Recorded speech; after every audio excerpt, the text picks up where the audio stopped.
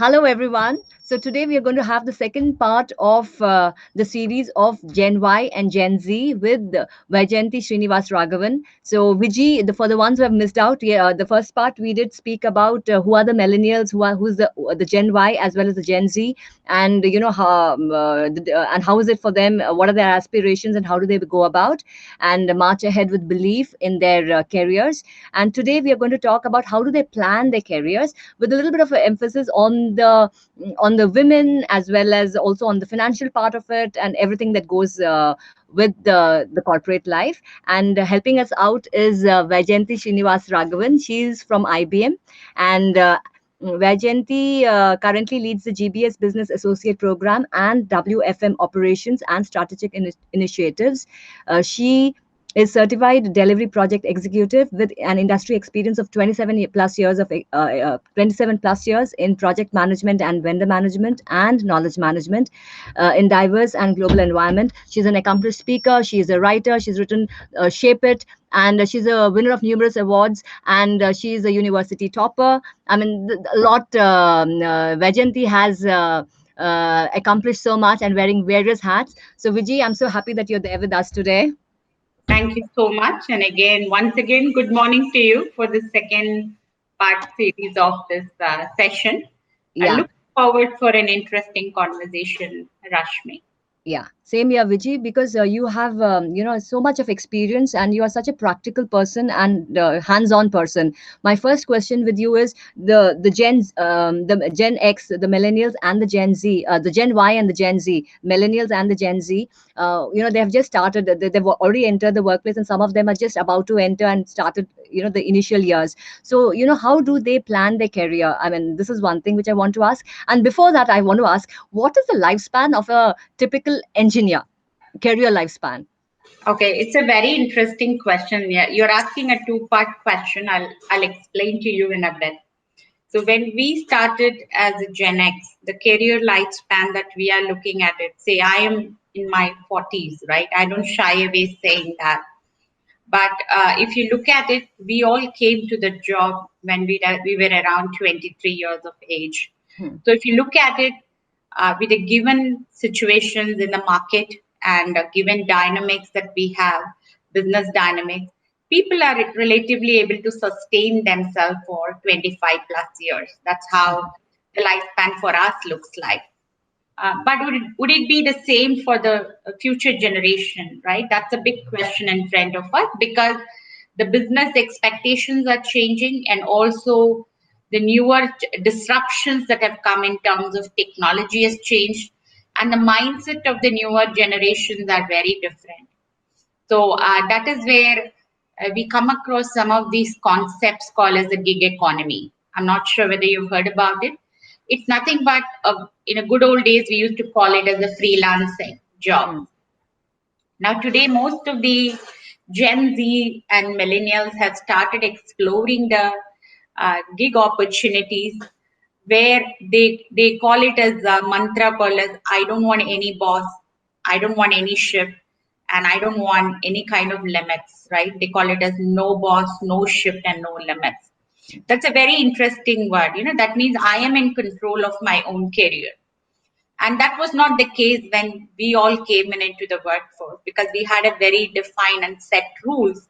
And we had a way how the corporate has defined a career path. That's what we were aware of.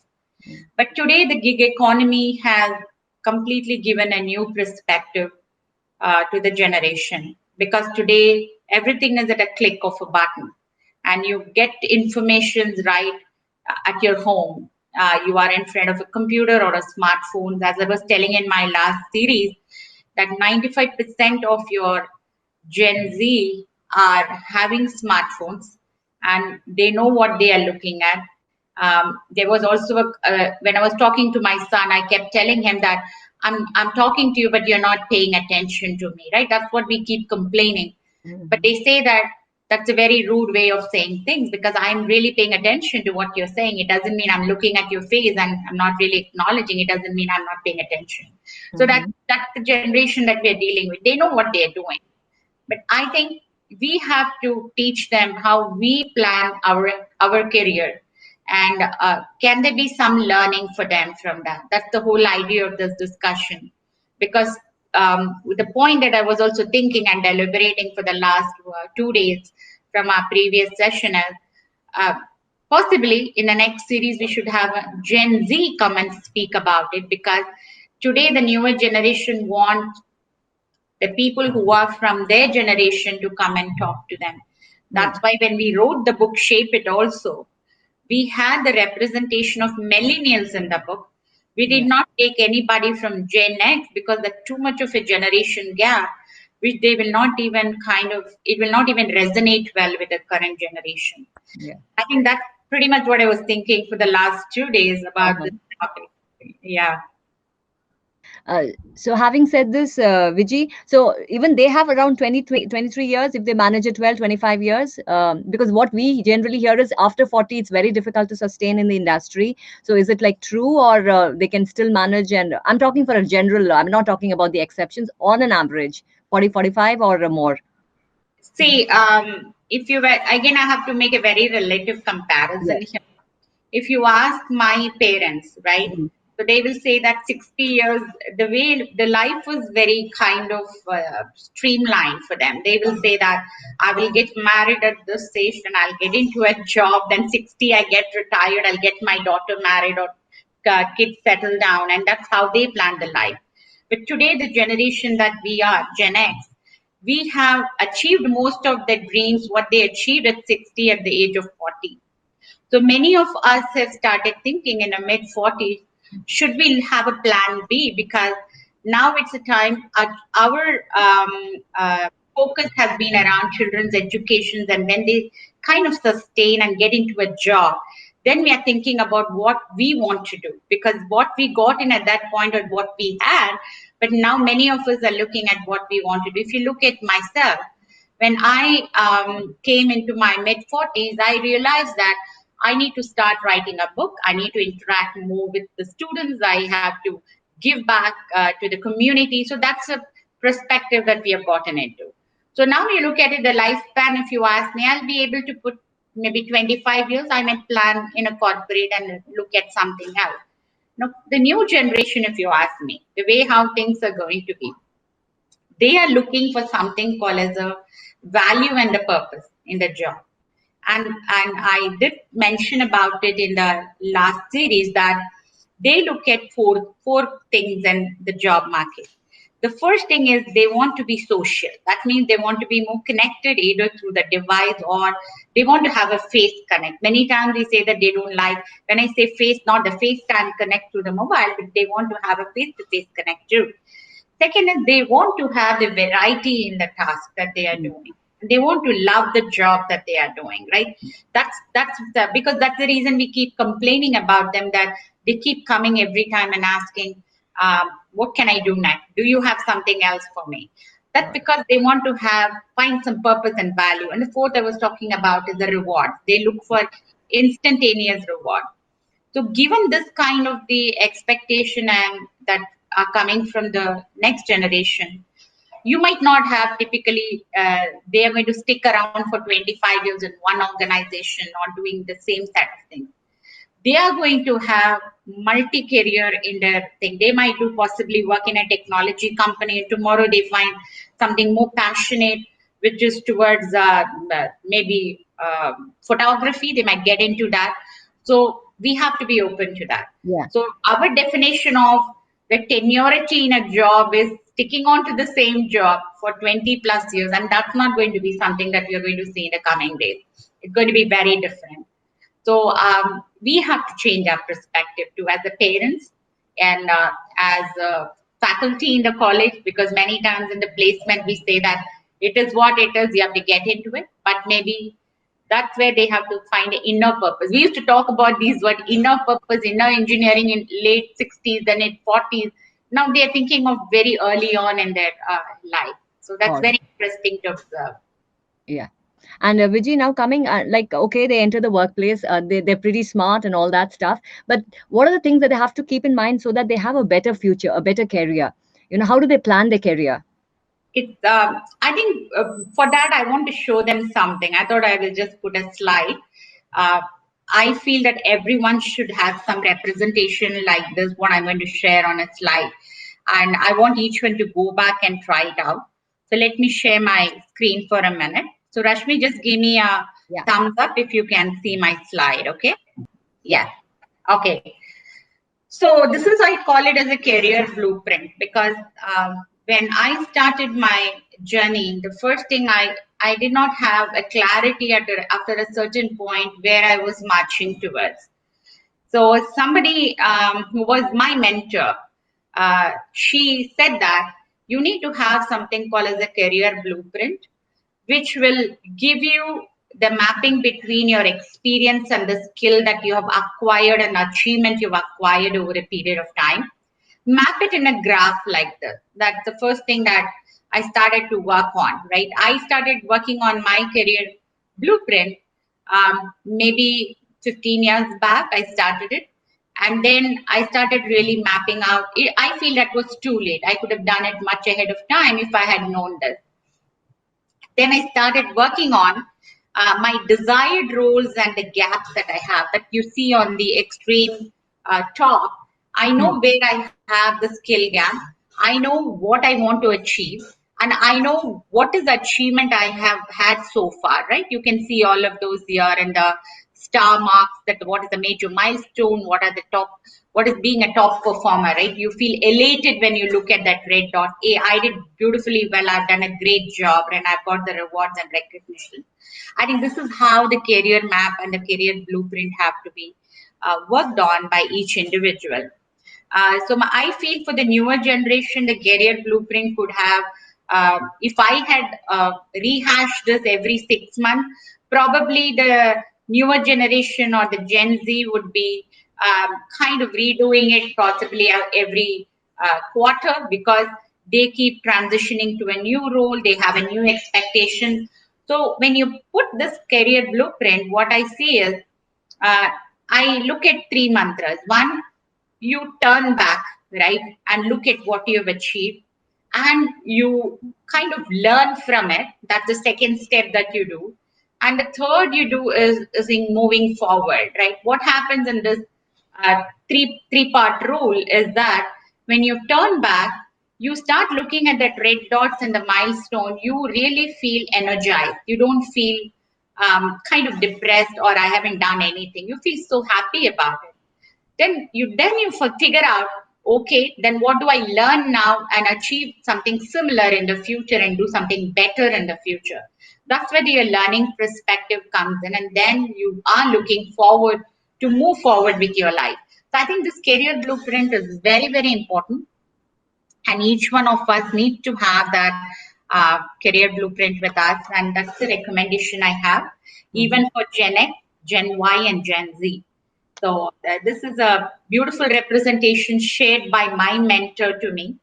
And I do it all along. And I share this with many of the women who come in the corporate and girls I meet in the colleges, so that they know what they're marching towards. And they have to march forward. That's what it is all about. Yeah. Thank you, Vijay, for sharing this very important slide. And Vijay, my coming to the next part is, see, finances, because what I find is, a lot of students are so clueless about it because our academic institutions do not prepare them for that. And there's not much learning from home also. So what would your advice be as a seasoned professional? How do they manage their money? Because it's the first time when they enter the workplace, they get that money coming in. So any tips on planning that? So I remember my first job. I have to tell you, when I got into my first job, that is around 1992. When I graduated, I got into my first job. We never had these ATM cards and debit cards and other things. I remember I used to carry cash back home, right? I never seen a cash 5,000 in those days. It's a big amount, right? Never unheard of. So we used to go by multiple transport. We used to go by rail and sometimes take a bus back home. The first thing the parents used to educate us is beware of the pickpockets and be sure that you get the money back home safe, right? So that's the worry that we carried at that time. So we started realizing that you have to be careful about the money. That's what we were taught when we got into the workplace for the very first time. But as things moved, the technology moved forward. Today you have the debit cards, you have the credit cards, so you just swipe it, you're done, right? So now the more the worry is about how you're swiping it, you're using it online, how secure things are in the laptop. So the way things have changed about the security is different. There we were worried about the physical person pickpocketing, and here it is more everything is digital, right? Yeah. So the problem is going to continue. But more so, I think the focus has to be around how do you really manage your finances. I think that's where we find, and even in the corporate, we tell the women that the financial management is very important because many times when we were growing up, we gave all the onus to our father at home to manage things. If you had a father who was taking care of things at home, so we never bothered to sit with him and understand the finances. Maybe my first account I had in the bank was when my first birthday, probably uh, when I became a teenager, they opened an account. But today, what we do for the younger generation, as they turn 1 year, we have an account for them already, a joint account. So you already know there is an account existing. But how many of them or the girls are going back and checking what is being credited and debited to the account? That's the first thing that you have to do. Finance doesn't have to be taught in a curriculum, but it has to come by practice. Because we used to maintain books where we used to write how much are we spending and what are we doing. We do that when we go to on-site opportunities. When you're living with few of your other friends, you know who's spending how much. My point is, why can't we start early on of managing your own bank accounts and understand what is going in and what is coming out, so that you also understand that when there are setbacks in your life, you know that financial management, when we are poor, we can't manage your life. You need to understand that better. So that is where the first education we give to the girl students when we go as part of the STEM education, or when we go to the colleges, we say that financial management is very, very important. Second thing, what we see is uh, life is full of unknown. You can't have a very uh, carved out and a planned life. It's very difficult. Today, you look at the pandemic situation, everything is so unknown. Are we to fear about it? No. But you need to know how are the financial to be managed at home front, how much you should spend, where you should spend. I think people have become very judicious about the spending, about their transactions online. Be it the vendor to in the next door, or you are trying to use Google Pay and other things. People have started becoming little smart on how do you manage the finances. I think for the girls, everything starts from you at home, and your first bank account teaches you how to manage your finances better, not getting into the nitty-gritties of what is credit, what is debit. You will understand, look at your passbook. That is the first education that you get on the finances and how you manage your finances. That has been my experience. Yeah, and also saving and investing, because I think sometimes girls think, oh, they're going to get married and then it's going to be the father was there and then there's the husband around who's going to take care. And, so they don't really, many a times, I'm not talking for everyone, but, that's also a point that they should be wary of. Investing is another big area, because that is where you have to understand where to invest, how much to invest, and that is where you start getting into the business, understanding the types of business, what is the possible growth for this business. So I think for the girls, when they get into the college and they want to invest, then they have to understand the companies, what different companies exist, what is the future of this company in the coming years. And many times you also tell the entrepreneurs, particularly the girls and the women, that you need to know, you need to have better control on your finances, because many times the startup fails because it's not because the product was bad or the services was bad, but because we didn't know how to manage the finances better. That is where most of the startups get into trouble. That has been the study as well. All right. And Vijay, I also want, because because of your experience, and I also see this often happening in the colleges. The girls actually enter the corporate world in equal numbers. But then I somehow feel that the numbers decrease, and for me the example would be whenever the technical panel comes, there are very few women. It's basically a male dominated thing. So is it like, I mean, what happens to these girls, once they join the corporate world? Why are so many of them leaving? And then you have these diversity drives and all that stuff to encourage more women into it. So what would you suggest for these girls? How can they sustain their career over a longer period of time? So this about the girls in the workplace, right? Particularly, there has been a conscious effort by various organizations to bring in more women to the workforce, right? One is, of course, the girls who are from college to corporate, and also there is a conscious effort to bring back women to work if they have left because of a certain reason. That's what we call in the corporate terminology a leaky pipeline, right? This is one of the major problem that we have. Now, there are multiple reasons to it. Now, what Gen X faced as a problem is not what your Gen Z are going to face. That's very clear. Because when we were in the workforce, we had multiple stakeholders to manage. If I have to say, you had elderly parents or elderly in-laws to manage, you have children growing up. So there were a lot of things that we were taking care of. So we saw that women were dropping out when they were in the mid-level management because they were not able to move places along with their husband and they were not able to possibly get jobs. So we have seen that as well. So they were trying to say that, let me focus on my family and then come back, right? So that's the kind of generation that we were in. But today, the Gen Zs, what they have is they're very clear about things. They're not going to see that problem with them. But the problem is today is how I am going to be flexible and how much I need to learn and be a lifelong learner. That's the focus that we have been talking about all along. Because today the technology is changing fast. Today you have to keep in pace with technology. So you should have that mindset to learn something new all the time. So that is where your focus is going to be. To your question, why we see more male coming as a panelist and not many female. There are various reasons. You're not going to see that anymore because with the remote interviewing process going to happen, now you will see more women coming in and helping in the process because for the campus season, we used to have male traveling more because of the various reasons, because the support system at home has to be there and so on and so forth. So we consciously bring in female, but at that point in time, if they are available, they come in. Otherwise, you need to have a better support system at home. Are there enough technical women at work?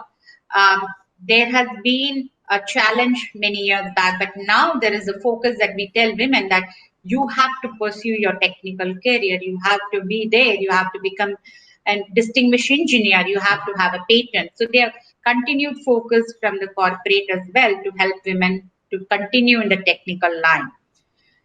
So I was reading an interesting article the other day. I think I did come and mention in your college when I was there. We conduct hackathons, right? We do have technical hackathons. We have seen going for 2 days and 3 days right in the college campus all night and everything. So there was a girl who came and interestingly was asking a question, why do you have an hackathon at a wee hours when my father is standing right outside the college and asking me to come back home, right? So now we all will have to collectively think at some point, if we need to have more women representation at all places, are we to look at our policies and things, even when you are conducting a hackathon? How do we bring in that inclusivity, keeping certain constraints in mind, because we still are driven culturally with certain constraints. So we have to keep that in mind. So I think organizations have started doing it. Some colleges have started doing it. I think that's how we can bring in that change and have more representation of women and girls in the system. Yeah, Viji. Thank you so much for this. And we will be in continuation. We'll be talking for any last, just to put in anything last tips from your end or something that we missed out. I have three tips for you. Three tips I have. I think I always call this as consistently doing small things. Don't even think of something big. Do these three things consistently. First is you need to have a mentor. Pick a mentor. Because when I even shared my career blueprint, I said this is something my mentor shared it with me, because what you cannot see, your mentor can possibly see and help you out, right? Pick a mentor. That's the first thing that you need to do. The second thing is manage your finances. That has to start from home right today, right? And third thing, I would say grab the opportunity. The reason I say that, we are very poor at it sometimes. We feel, if I take this opportunity, will I fail? The first thing that you think of something very adverse. Please don't do that. Take the opportunity. When you call me to do this YouTube recording, I said I latched onto it. I said, yeah, I love doing it, right? So it is an opportunity. So I was a very shy person in college. If people will see this video, who are saying, "Oh, is this the same person?" I have transformed over a period of time because I had a right mentor telling me how I should change my outlook and perspective in life for my sustenance within the organization. So that's what you need to do. You need to have the ability to grab the opportunity and don't leave it there. These are the three things that I have to tell to the young students and particularly the girls. Thank you so much, Vijay, for sharing your experience with the Gen Y and Gen Z.